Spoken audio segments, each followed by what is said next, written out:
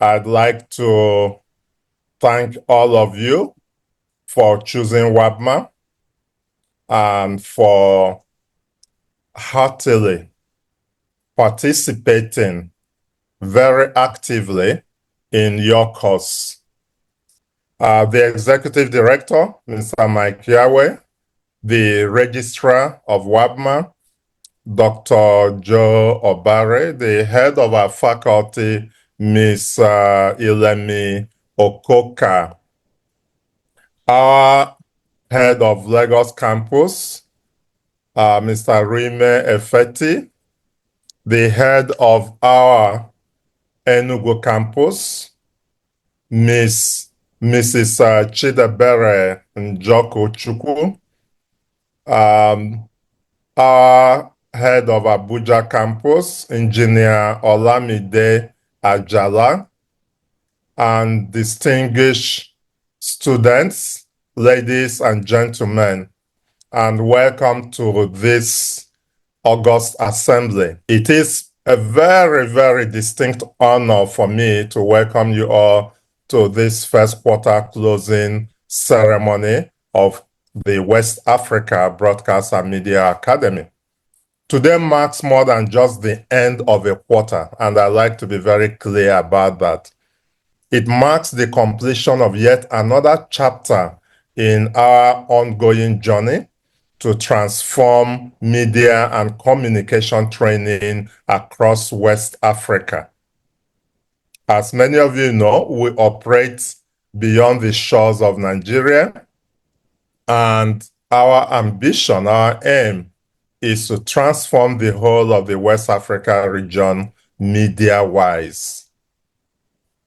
So we are gathered here, and we've been doing this since November of 2020.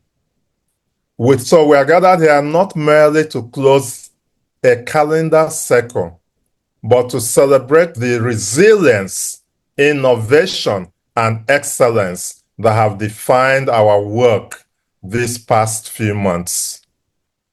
This quarter, we have trained, we have mentored, and we have inspired a new cohort of media professionals, men and women who are now better equipped to shape narratives, challenge misinformation, and lead with integrity in a fast-evolving digital media landscape. To you, our students, some of whom have taken courses in presentation, in production, in video editing, in media entrepreneurship and administration, in graphic design, in fact-checking and detecting fake news and detecting misinformation, in use and abuse of English, in media law, ethics, and professionalism. Your dedication, creativity, and drive have been nothing short of inspiring. And I really want to emphasize this. A lot of you, in fact, every single one of you, from those I have met physically, to those I've met online, to those I've not met at all, I have been following up with your testimonials, your contributions, and even the challenges you have passed through and how you have not let those challenges reduce your enthusiasm in any way. So your drive has been nothing short of inspiring. You came in with aspirations, and you live today with skills, clarity, and a deeper sense of purpose. The future of media in Africa and beyond belongs to those of you who are not just trained, but who are also values-driven. And this is key, values-driven, because some people do practice media without any sense of values at all. But in WABMA, we hope to inspire our students not only in the acquisition of skills, but in the practice of media with integrity. So I am proud to say that you are leaving WABMA not only with knowledge, but with a mission. I'm looking forward to what you'll be creating, the Ezekiel blessings of this world and what they will use their newly acquired video editing skills to bring up, the Francis Iwe Ajoko and their video editing skills, the Joyce and their presentation skills, and all of you, those felicitators and her journalism skills, all of you, I'm actually looking forward, and I do hope you know that you would immediately join our alumni group of ambassadors. Now to our instructors and facilitators, led by Madam Ike Okere, the very living legend in broadcasting. The Ruime Efetis, the Mike Yahwehs, the Joe Obares, the Felix Okoro, and so many that I would not have to list out here now. Your unwavering commitment to excellence has been the pillar of our success. In fact, without our facilitators, we are nothing. You have delivered not just lectures, but mentorship. You have not just taught skills, but you have inspired careers. You embody the WABMA spirit, and I thank you very sincerely. When we show that media practice is not a fluke, it is not for dropouts, it is not for those who lack ambition, we're able to show that our profession is actually the best in the whole world. Now to our partners and stakeholders. And let me speak a bit about our partners. We have some of you who have taken your Q1 courses absolutely free. And this has come about because we have had partners who endowed scholarships. This first quarter, we had endowment of nearly 7 or 10 scholarships? And we have been able to spread out these scholarships to you.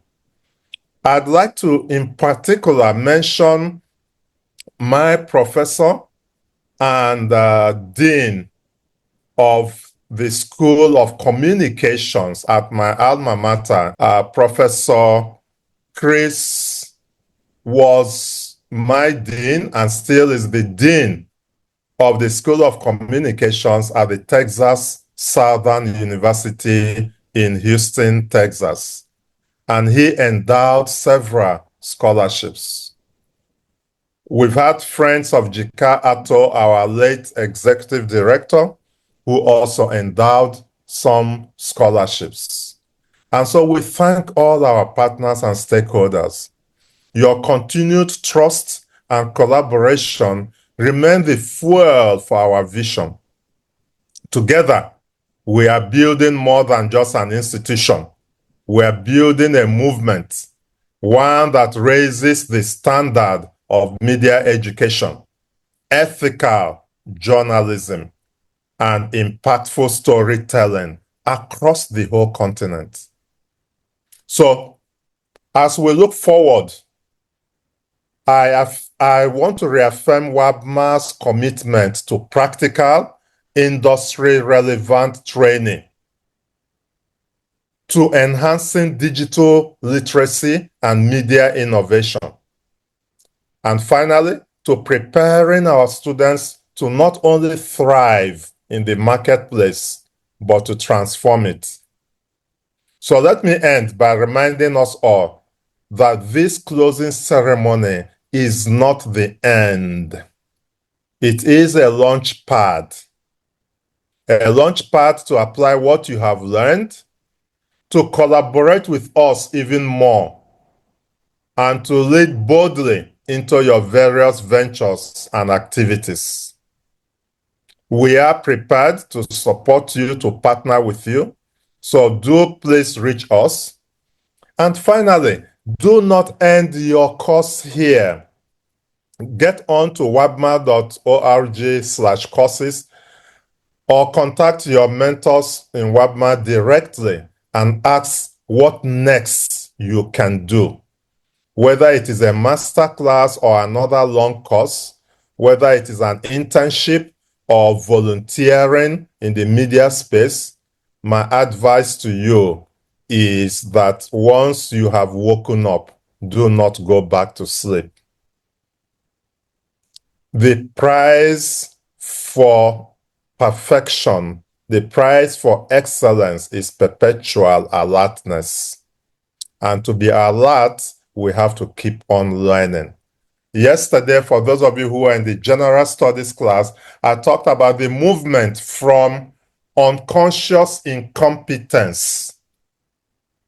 When we're incompetent and do not even know we're incompetent, and the movement to conscious incompetence, and finally to unconscious competence. That movement is a journey. It is not a one-day thing that taking one long course would satisfy. So let's know so that we can guide you on what to do next. I thank you all. May the Almighty bless you all and guide your further steps. Thank you.